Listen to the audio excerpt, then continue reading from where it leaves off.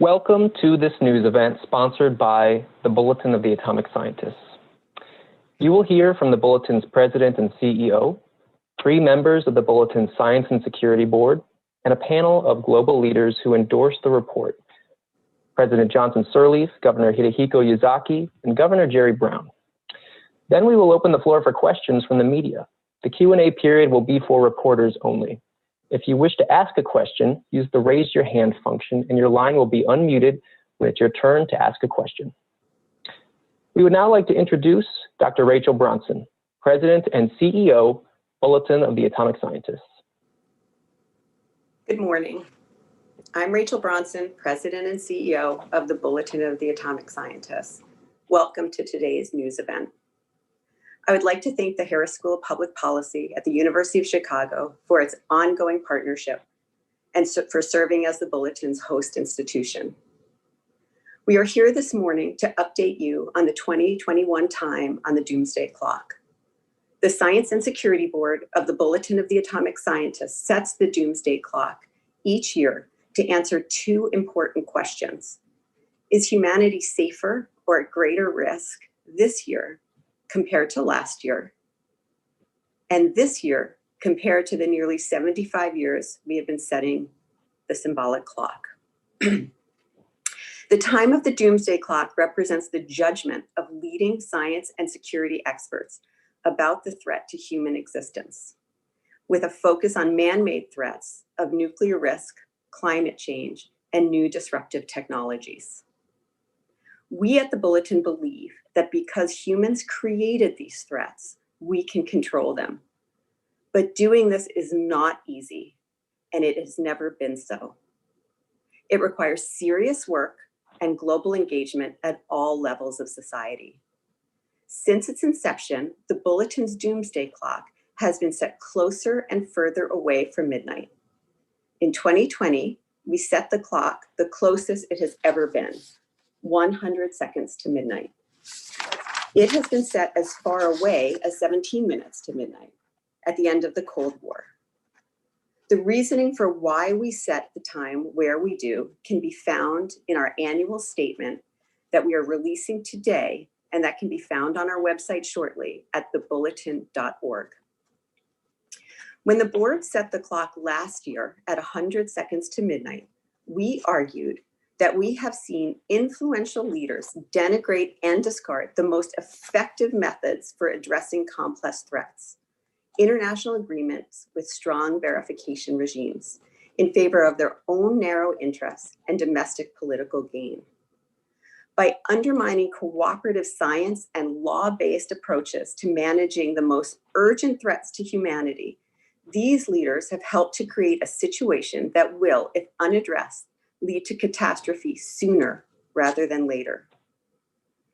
While concerns about climate change and nuclear war were the major drivers in moving the Doomsday Clock to 100 seconds to midnight, last year's Bulletin's 2020 statement returns over and over again to the same underlying problem: the deliberate erosion by politicians of science and our core institutions.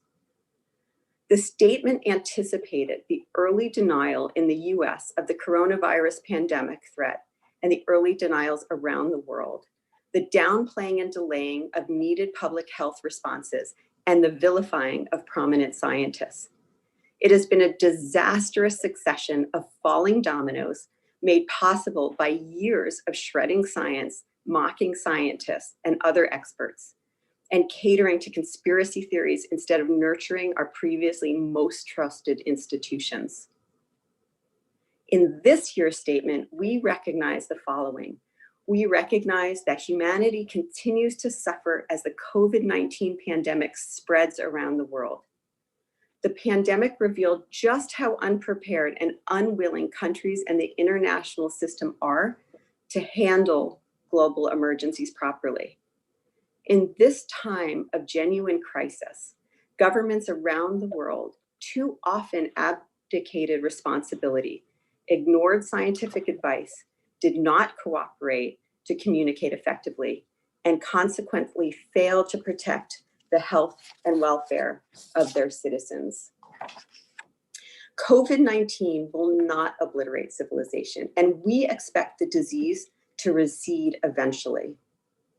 Still, the pandemic serves as a historic wake-up call, a vivid illustration that national governments and the international organizations are unprepared to manage complex and dangerous challenges like those of nuclear weapons and climate change, which currently pose existential threats to humanity, or the other dangers, including more virulent pandemics and next generation warfare that could threaten civilization in the near future.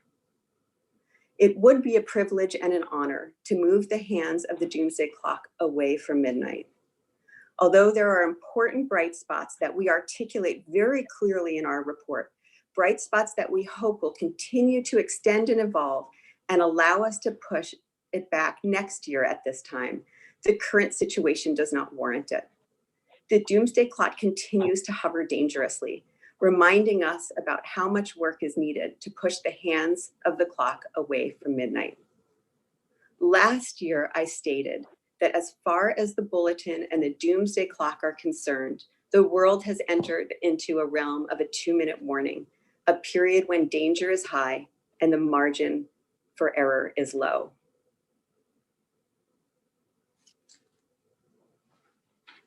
With this in mind, I'd like to now ask 2 members of the Bulletin Science and Security Board to approach the clock to reveal the 2021 time.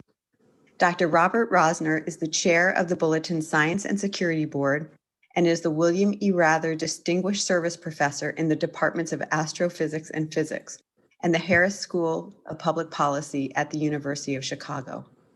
Dr. Suzette McKinney is the CEO and Executive Director of the Illinois Medical District and is currently serving as the operations lead for the State of Illinois COVID-19 alternate care facilities and is a member of the Science and Security Board. Today, the Bulletin of the Atomic Scientists leaves the doomsday clock unchanged. It is 100 seconds to midnight. Before we continue, please note that a link to the Doomsday Clock report, news release, photos, and video can now be found in the chat area of your Zoom dashboard. The next speaker is Dr. Asha George, Science and Security Board member, Bulletin of the Atomic Scientists, and Executive Director, Bipartisan Commission on Biodefense. Thank you. Thanks so much. And thank you, Rachel, for your leadership of the Bulletin. Despite the word atomic in its name, as you saw in the opening film today, today is not the first time that the Bulletin of the Atomic Scientists has addressed the biological threat. Articles and previous clock statements have addressed naturally occurring diseases as well as biological attacks, and with good reason. Before COVID-19 began spreading around the world, the idea of a devastating pandemic was relegated mostly to science fiction, Hollywood movies, and historical references. I think we all know now that that is not the case, and it never was. As expected, COVID-19 is not receding. It isn't behaving the way we wish it would. It didn't just blow through the world's populations and then fade away. It spread, and because we didn't or we couldn't control it, it mutated and produced at least 4 more infectious and possibly more deadly variants.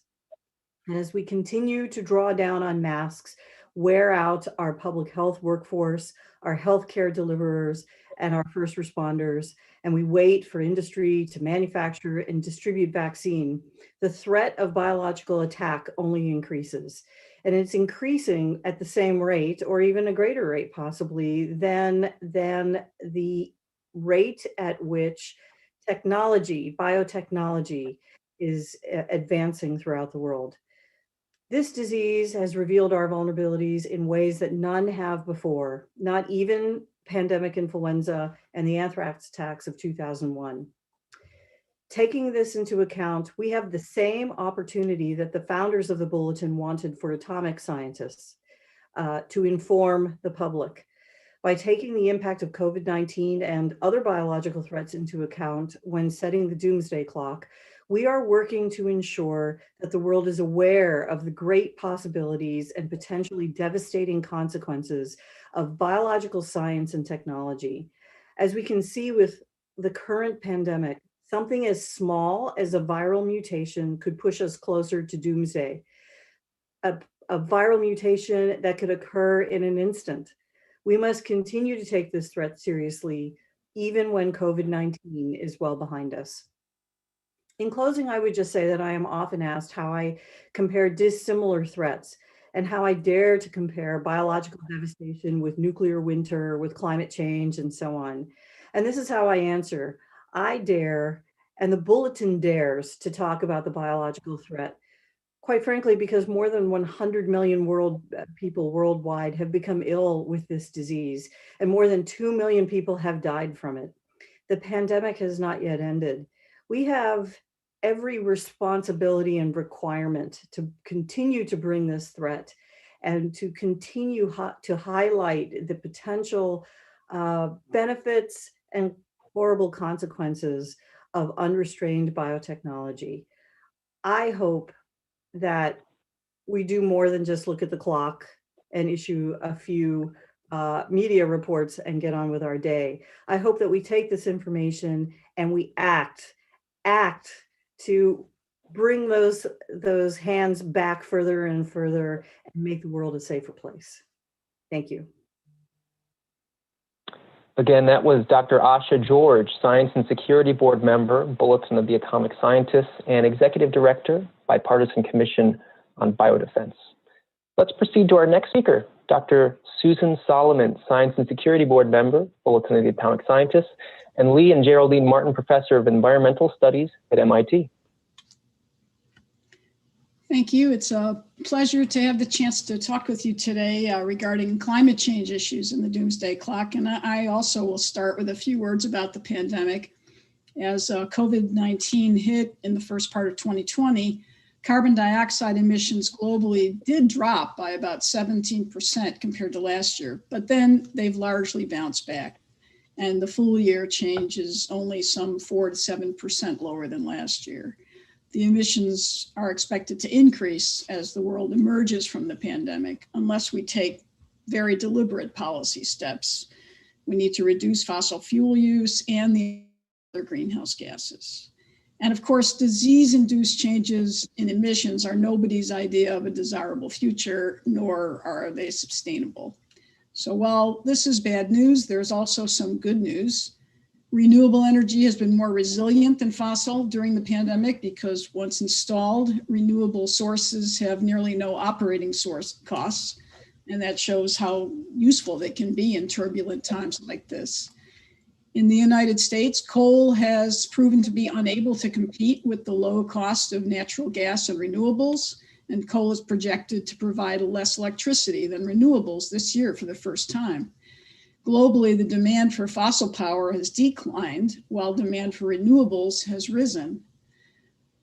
Meanwhile, the world witnessed several of the signatures of a warming planet 2020. Overall, the global average temperature was essentially tied with 2016 for the title of warmest year in the instrumental record, going all the way back to 1880. And carbon dioxide concentrations kept going up, as they will continue to do until we bring anthropogenic emissions down to near zero. We also continue to see concerning changes, excuse me, in the frequencies of several types of extreme events that have been attributed to climate change. Much of Western North America and part of Australia suffered massive wildfires in 2020, even in remote areas where the forests are unmanaged. Fires in climatically dry places became bigger and fire seasons lasted longer, in large part because of faster evaporation in a warming world. And another signal of human-caused climate change has emerged in heavier rainfall in hurricanes and typhoons, as well as evidence that sea level rise is accelerating. So next, I'll talk a little bit about COVID-19 stimulus efforts in climate change. The trillions of dollars in the stimulus programs that countries have launched so far are generally not particularly green. A lot of fossil-based stimulus is planned. So at present, the national plans for fossil fuel development and production are not that encouraging. They project a global growth in carbon dioxide emission from fossil fuel use of roughly 2% per year over this coming decade, which is a critical time. emissions would need to decline precipitously if the temperature commitments of the Paris Agreement are going to be met. So the picture is basically mixed. There's a great deal of concerning news about how the climate is changing already and how the world has responded. But the election of an American president who acknowledges climate change as a profound threat and supports international cooperation and science-based policy puts the world on a much better footing to address global problems. The US has already announced that it's rejoining the Paris Agreement on climate change, and the mechanics of that should be complete in a month or so. Next, the US and other countries should accelerate commitments to decarbonize and put policies in place that make the attainment of those commitments feasible. Fundamentally, I would say that we're at a crossroads. We're at a very dangerous crossroads, and it's the choices that are just about to come that will determine our path. Thank you.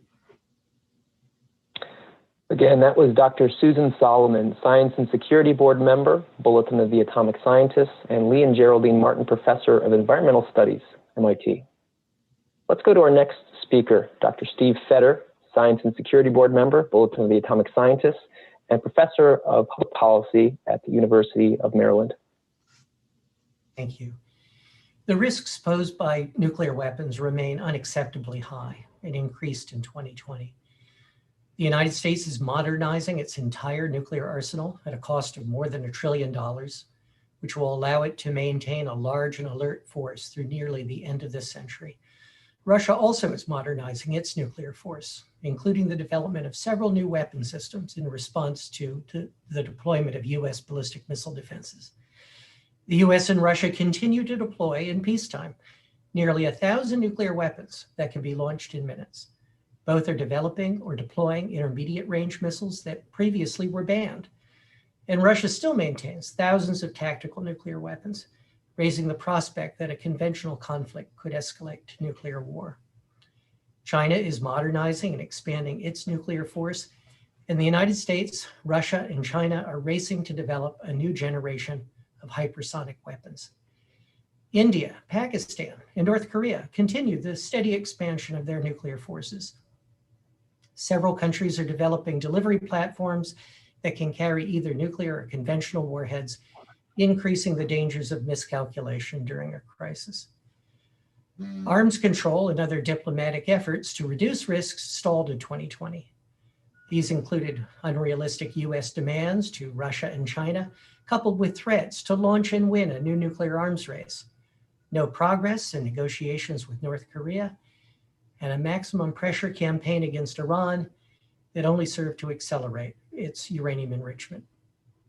Previous cooperation on the security of nuclear materials has lapsed, and there are no serious efforts aimed at limiting developments of cyber weapons, space weapons, missile defenses, and hypersonic missiles.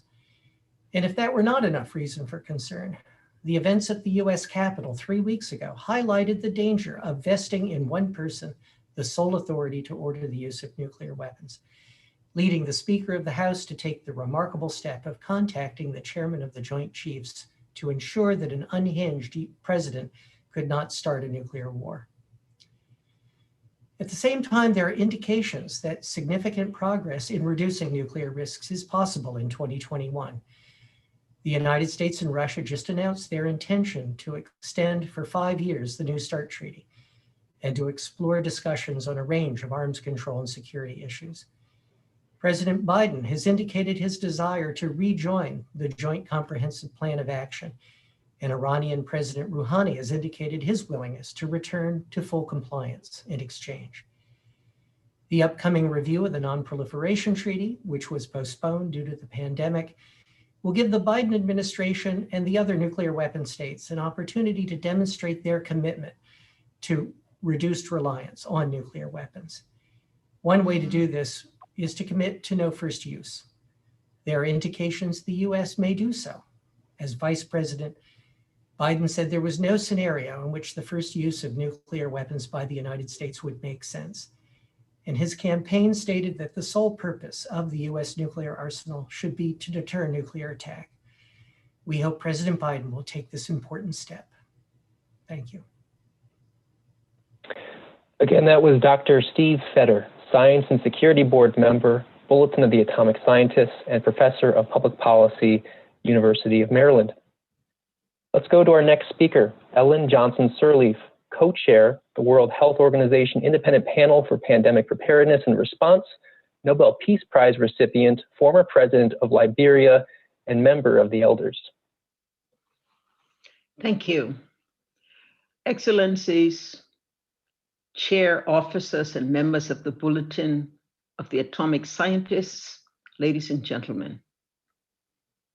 It is a pleasure to join you today for the 2021 unveiling of the Doomsday Clock. I'm sorry that we cannot all be there in person, but the continuing disruption and devastation to humanity caused by COVID-19 is a timely reminder to take seriously all the threats identified by the Doomsday Clock. COVID-19 has turned the world upside down in 2020. Today, we have the opportunity for a global reset, to admit and learn from past mistakes and better prepare ourselves for the future threats, whether they may be from nuclear confrontation, climate disaster, fresh pandemics, or a mixture of all of these. President Biden's decisions to rejoin the Paris Agreement on climate change and once again be a full member of the World Health Organization are welcome steps in the right direction. I'm encouraged by his decision to seek an extension to the New START nuclear arms agreement with Russia and hope that he will also prioritize the need to work for a successful outcome at the forthcoming Non-Proliferation Treaty Review Conference. Today, a new mood prevails in Washington, with American diplomats once again working in support of the multilateral system that their country did so much to following the Second World War. This is good, but it is not enough. Even after 2 million deaths and unprecedented economic turmoil, global leaders are still not working together at an appropriate scale and speed to coordinate their response to COVID-19 and ensure an equitable distribution of vaccines. Nor are they showing the necessary ambition on climate change less than a year before the critical COP26 summit in Glasgow.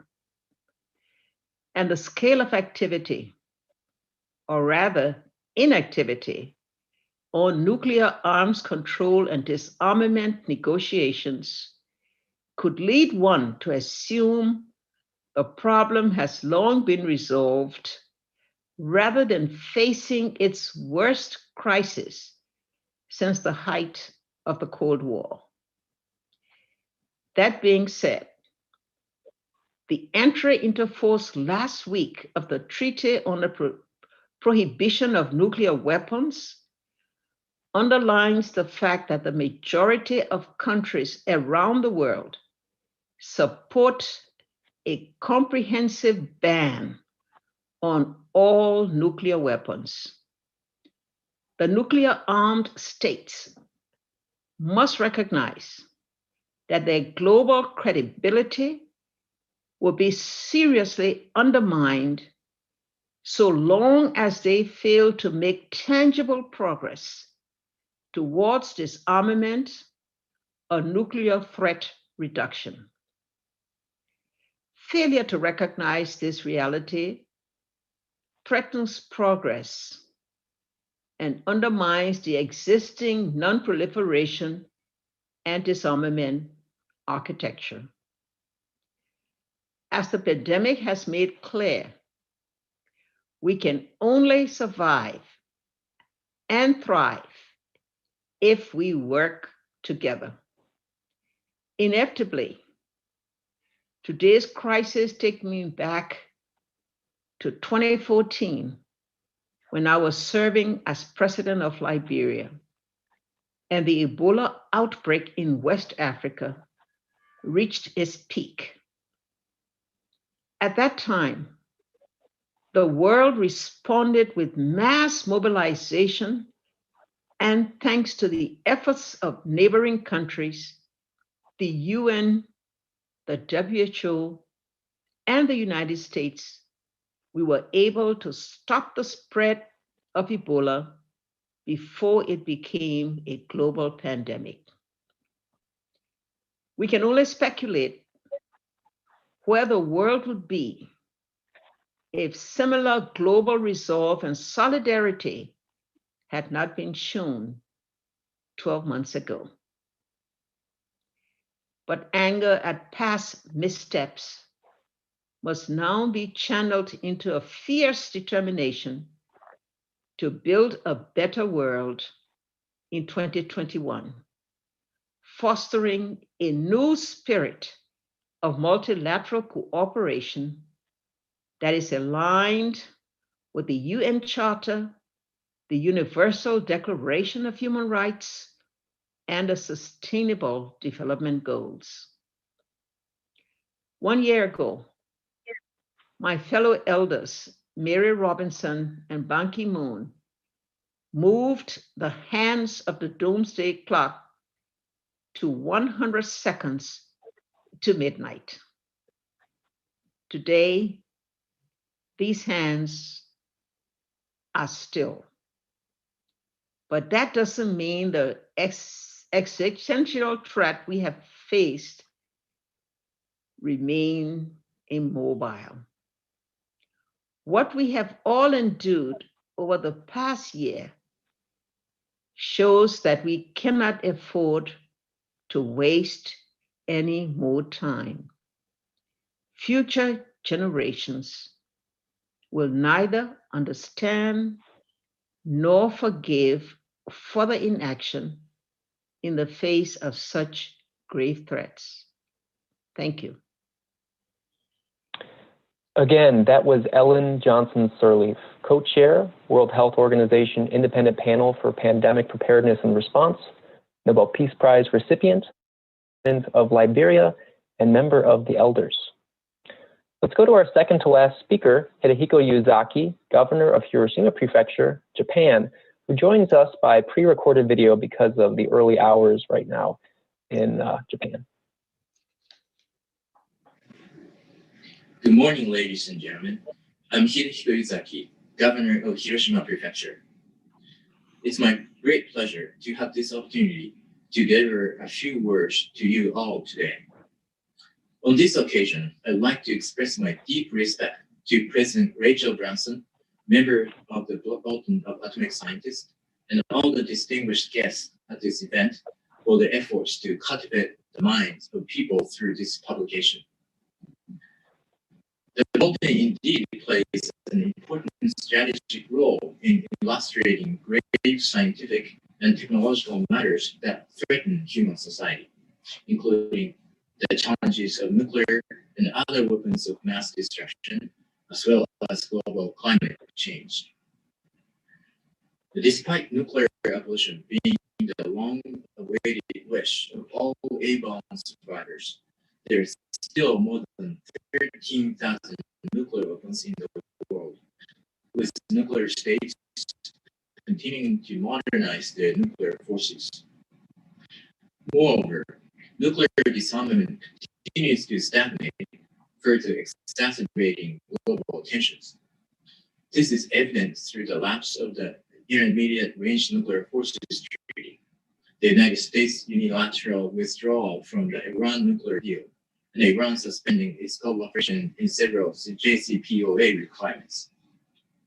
Under these circumstances, to encourage both nuclear and non-nuclear states to promote nuclear abolition with more urgency, I believe it is essential to discredit the enigmatic nuclear deterrence theory, the primary rationale for reliance on nuclear weapons. To this end, Hiroshima Prefecture has been collaborating with peace research institutions worldwide, such as the CIPRI and Chatham House. From our research, we have concluded that nuclear deterrence theory has significant defects in the four following aspects. First, the nuclear deterrence theory is based on the assumption that states are rational entities whose decision makers make fully informed and logical choices. The second, given the currently unstable relationships between the United States and its allies, the effectiveness of extended nuclear deterrence is very uncertain. Third, the influence new technologies will have on international relations is unknown, particularly the vulnerability of defense systems to new weapons, such as hypersonic glide vehicles. And fourth, the development of low-yield nuclear weapons has blurred the boundary between conventional weapons and nuclear weapons. In other words, the nuclear deterrent theory is based on unverifiable assumptions, with technological innovation and geopolitical factors further bringing into question whether deterrence will continue to prevent nuclear war. In these circumstances, we must never allow ourselves to stop thinking critically or to become complacent in our dependency on nuclear deterrence theory. The nuclear deterrence theory, that is, the belief that attacks from the enemies are preventable through the possession of nuclear weapons, is based on the cognitive framework of human beings, which means it is merely a fiction shared and believed by people. It's not a scientific truth like the law of gravity. The law of gravity does not make mistakes, depend on emotion, or betray expectations, but we humans do. And there is too much evidence and testimony that we did make mistakes, depending on emotions and betraying expectation on the verge of nuclear attack, for us to continue relying our lives and the future of this planet on this theory. Unfortunately, since nuclear deterrent theory is a man-made fiction, it will lose its power if everybody stops believing it. The national security system relying on nuclear weapons can be changed, because nuclear deterrent theory is nothing more than a common myth, no matter how solid it may appear. The disarmament agenda drawn up by UN Secretary General Antonio Guterres comprehensively describes the disarmament challenges that international society faces today, including those regarding nuclear weapons. In order to steadily fulfill this agenda, it is necessary to facilitate discussions involving all UN member states, international organizations, and NGOs. Since every human on Earth is a stakeholder in this enduring issue, we need to generate powerful momentum towards the abolition of nuclear weapons by networking and invoking the engagement of as many people as possible. Hiroshima will strive to help all UN member states agree to eliminate nuclear weapons as soon as possible and set their abolishment as a new target. In order to delegitimize the nuclear deterrence theory and realize nuclear abolition as soon as possible, at least in the lifetime of A-bomb survivors, we must remember Pope Francis' word during his address in Hiroshima. He asserted that it is essential that we collect wisdom from all over the world and take collective actions involving all people and all countries. So let us share wisdom and take actions now before future generations blame us for inaction and irresponsibility. Thank you. Again, that was Hidehiko Yazaki, governor of Hiroshima Prefecture in Japan. We'll now turn to concluding remarks from our seventh and final speaker, Governor Jerry Brown, Executive Chair, Bulletin of the Atomic Scientists, and former governor of the state of California. Thank you. My statement is very brief. It's as follows. The United States, Russia, and the world's nuclear powers must stop shouting at each other. It's time to eliminate nuclear weapons, not build more of them. Likewise, with climate change, the United States, China, and the other big countries must get serious about cutting lethal carbon emissions now, not tomorrow. It's 100 seconds to midnight. Wake up. Look, when it comes to nuclear danger, it's real. The planetary people, humanity, is at stake, at risk. The United States and Russia are yelling at each other because they're very different. America thinks Russia's doing a lot of bad things, and they may well be. Russia has their own objections to America. Not saying they're equivalent, but in the face of nuclear holocaust, they are much smaller than the challenge of reducing nuclear danger. When it comes to climate, China and the United States are the major polluters and also the major authors of the turn that we could make to reduce and eventually eliminate carbon emissions. The time is late. We're 100 seconds from doomsday. It is time to change. It's time to rise above the news of the day and the political issues that are so important in Washington, Moscow, and Beijing. It's time to get real and stop building nuclear weapons and find a way to eliminate them throughout the entire world. Thank you. Again, that was Governor Jerry Brown, Executive Chair, Bulletin of the Atomic Scientists, and former Governor of the state of California. That takes us to the Q&A portion of the call. If you wish to ask a question, use the raise your hand function and your line will be unmuted when it's your turn to ask a question. As a reminder, these are audio questions only. You will not be on camera. The Q&A period is for reporters only. If you're having issues with your own audio or the raise your hand function, you may use the text-based Q&A box, and we'll do our best to get to all the questions. Before we go to our first question, we'd like to remind you that a link to the Doomsday Clock report, news release, photos, and video is now available in the chat area of your Zoom dashboard. Alternatively, you can go to thebulletin.org to find all the materials related to today's announcement.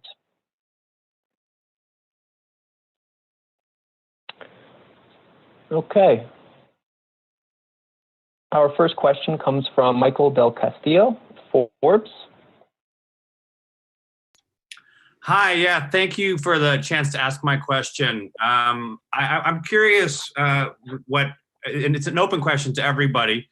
What action should regular citizens take to ensure that the Bulletin's decision to keep the clock closer to midnight than it has ever been is considered by the governments and businesses that serve them? Many of you addressed some past frustration with the inaction to the decision to move the hands of the clock. And I'm curious, what could people like my mom and dad and my sister and my wife and I do to ensure that people are paying attention and take action on this? I can answer, if I may. Speaking as someone who's been in the political world for over 50 years, look, there's not a lot the individual can do alone. The most important thing is to make sure that every one of your political representatives know that nuclear is an extreme danger now. The same can be said about climate change, although there is more time for that particular threat. We're in deep trouble.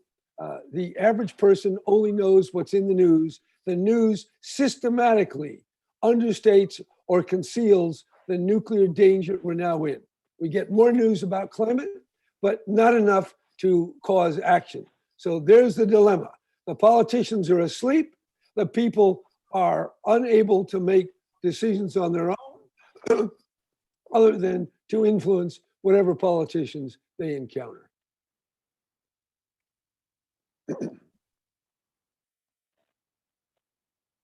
Michael, Okay. this is question. Rachel. Oh. Let me just jump in on that, and thank you so much. I think in the pandemic has helped us lead the way, where we've been able to see how individual action, when rolled up in the way that the governor suggests, how powerful it can be. The role of wearing masks are an individual decision. The role of staying at home, as we all are individual decisions.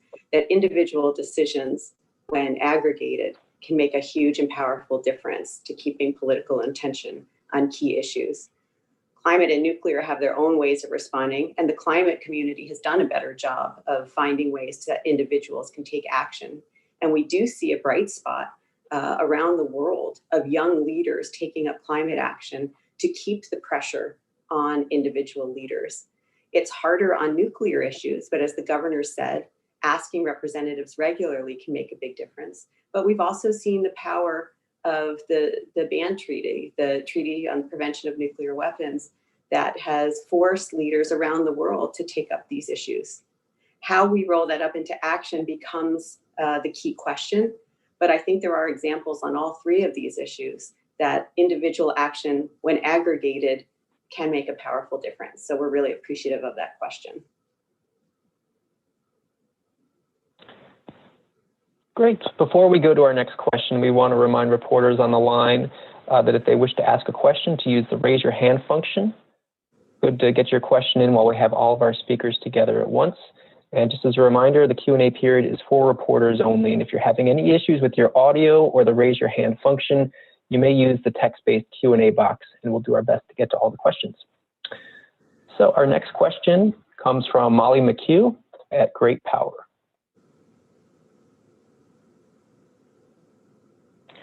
And please make sure to enable your own audio. Hi, everyone. Now, sorry about the technology issues. Thank you for taking the question. You know, Dr. Bronson mentioned in her opening comments this issue of sort of disinformation and conspiracies and the overall erosion of fact-based scientific truth.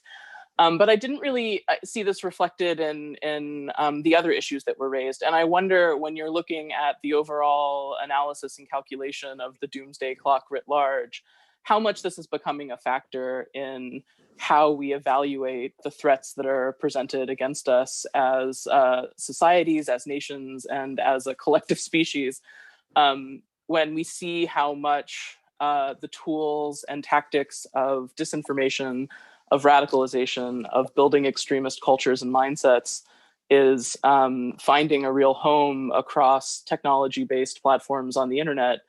And that's not just an American problem. It's not just one small political event. This is something that's happening around the world. It's a tool of sort of data-driven, technology-enabled authoritarianism that the Chinese and the Russians and others are offering to African nations and more as sort of tools of oppression and oppression of dissent.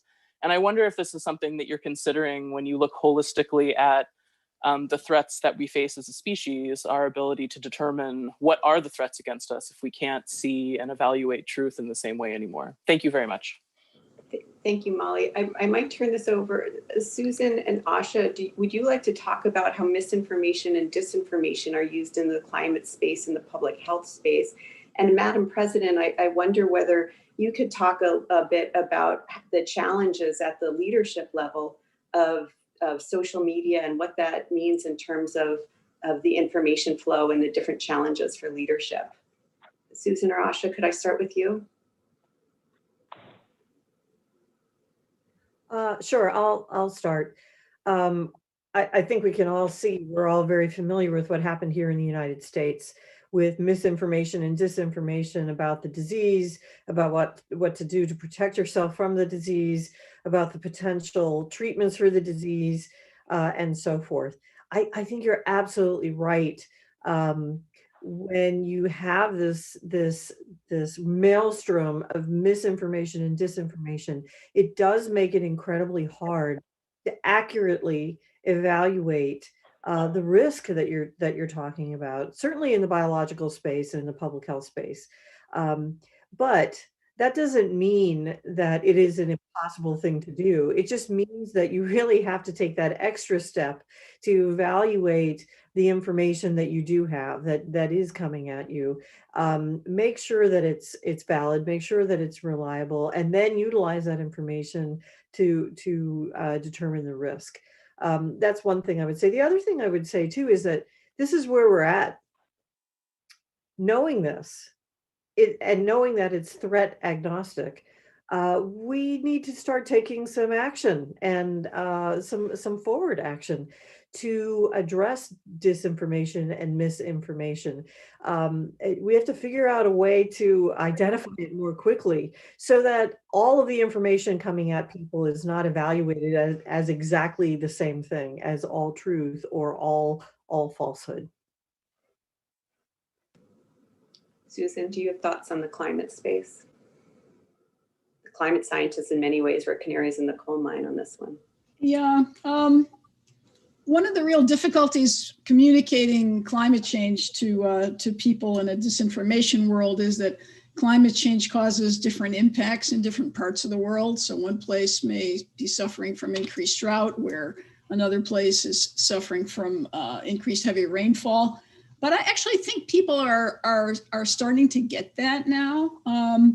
And in a related sense, one of the things that I think makes climate change so challenging is that the phenomena that we're talking about are not new phenomena. You know, COVID-19 was new. So, you know, we fear greatly things that are new and unknown. But in the sense that we've seen droughts before, people have difficulty understanding the idea that, hey, they're happening more often and they are more severe and they're happening simultaneously in more different places in the world. But I really think that the signal is beginning to emerge from the noise. Even though these are familiar phenomena, the extremes are getting so much worse than they used to be that people are starting to really pay attention. So I'm optimistic that, I mean, it's sad that we had to get to the point where the signal was so big compared to the noise of variability. But unfortunately, I would say the last couple of years we are there. And this year in particular was a dramatic year, as I indicated. Madam President, in the bulletin statement, we refer to this as a threat multiplier, that the noise in the system, the inability to communicate, the untruths and mistruths become a threat multiplier and making it difficult to deal with all of these major challenges, the infodemic as that Asha was referring to. And she used the term that this misinformation is threat agnostic, which I think is a terrific term. How do you see this at the leadership level of managing the greatest challenges that we face?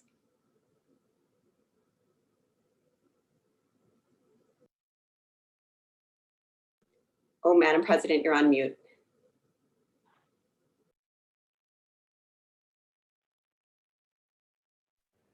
Okay. Today we live in a world of technology where we run a real risk of who we are, what we do can be defined by social media. There are too often that information is sought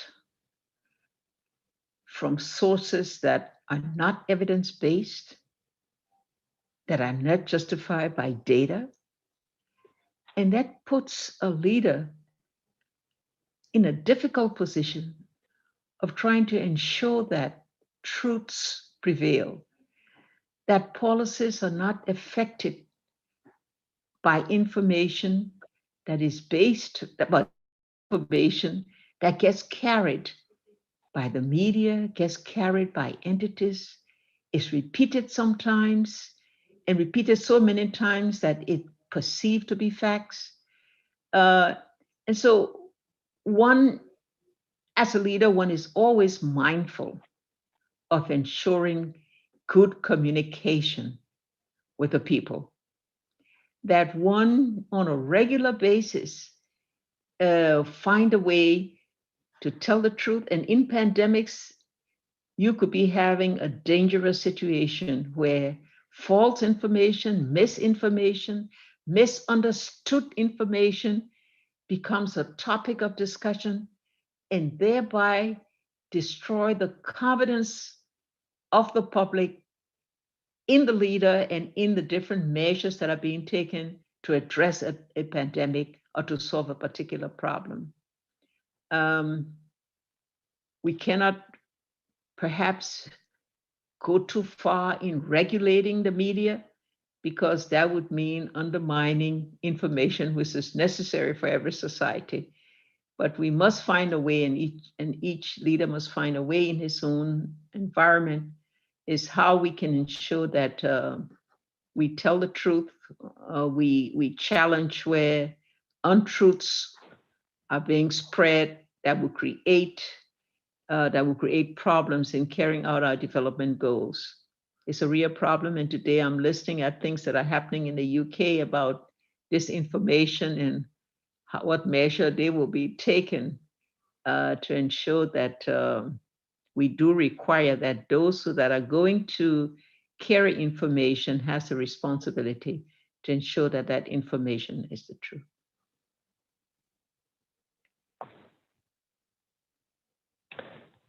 Great. Let's go to our next question. It's from Tom O'Connor at Newsweek. Please make sure to enable your audio. Go ahead, Tom. Hi, Tom O'Connor from Newsweek here. Can you hear me? Yes.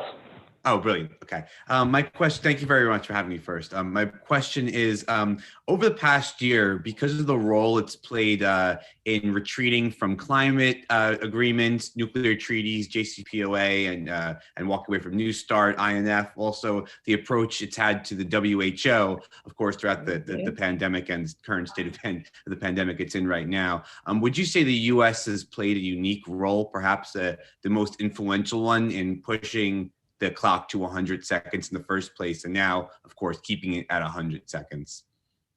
Thank you. Thank you, Tom. Steve, do you want to begin to try to address that question? And I will be happy to backstop if needed. Yes, I would say that the U.S. has played a major role in increasing the risks to humanity. And not just in the areas that you cite in nuclear weapons and in climate change, but perhaps even more prominently in the erosion of the information ecosystem that the US president, sadly, has been a major distributor of false information, not just in these areas and in the pandemic, but in many others, and has led to a really dramatic erosion of public confidence in the capacity of government, in the ability of government to tell the truth to its citizens and provide accurate information, and a roadmap to action to deal with the risks. So I think that is perhaps the most significant negative role that the United States has played over the last 4 years. Governor Brown, did you want to jump in on that? I do, because look, just contrast what Ronald Reagan said with Gorbachev about a nuclear war must never be fought. Contrast where we are today with John Kennedy, who in his speech at American University called upon the Soviet Union, Khrushchev, to work with America to stop nuclear testing in the atmosphere. The tone today is very different. In Washington today, the emphasis on Russia's misdeeds is very, very powerful. And I don't want to argue the weight of all those misdeeds. I just want to say they're infinitesimal compared to the Holocaust of a nuclear blunder. The same problems, misdeeds, but compared to the devastation of climate change, they're small. So yes, these other countries are responsible, but America could do so much more, and it's not taking it seriously. I speak as someone who's been around politicians. I know the people in charge. I've met them. They know this stuff, but they're not willing to tell the American people the danger that 100 seconds to midnight entails. So yes, we are contributing. We're acting as though we are the good and they're the bad. And yet we know we are right in the middle of a nuclear escalation through the modernization program of this $1 trillion+ program. So yes, Russia is doing bad, China doing bad, but America, who we are a part of, could do so much better. And we're not doing all that we could because the president and the congressional leaders are not honestly saying the danger that we are now in.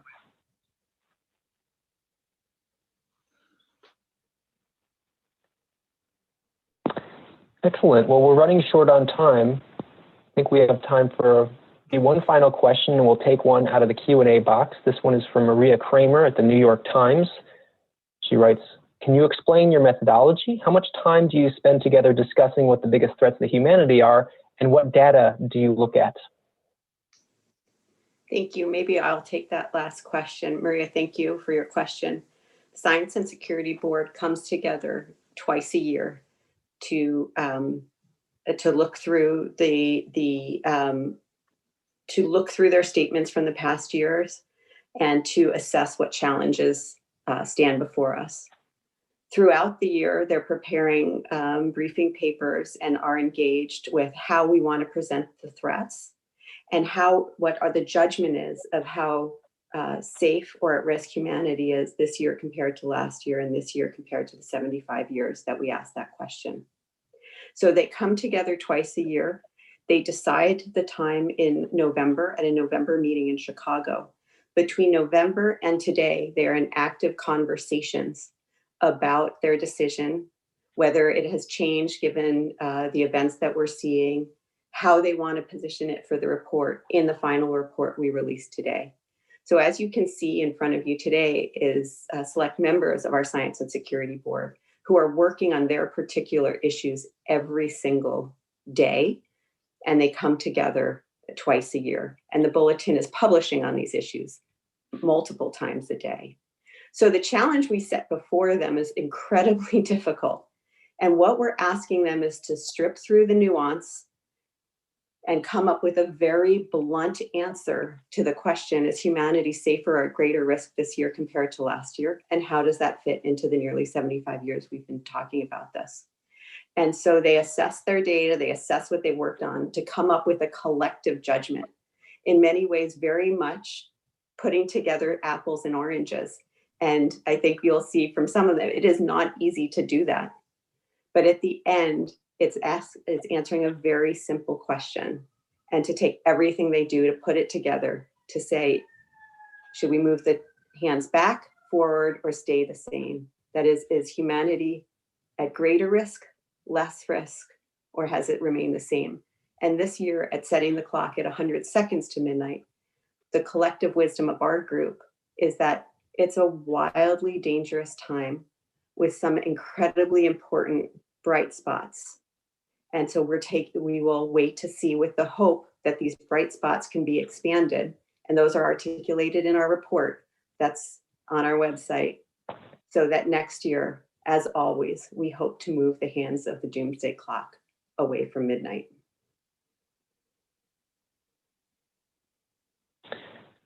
Great. We are running out of time. We do want to make sure that everyone knows where to get more information following today's news conference. If you need to connect with any of the speakers that you heard from today or just get more information, you can contact Alex Frank, 703-276-3264. And that's 703-276-3264. We know some reporters prefer to take their questions and interviews offline.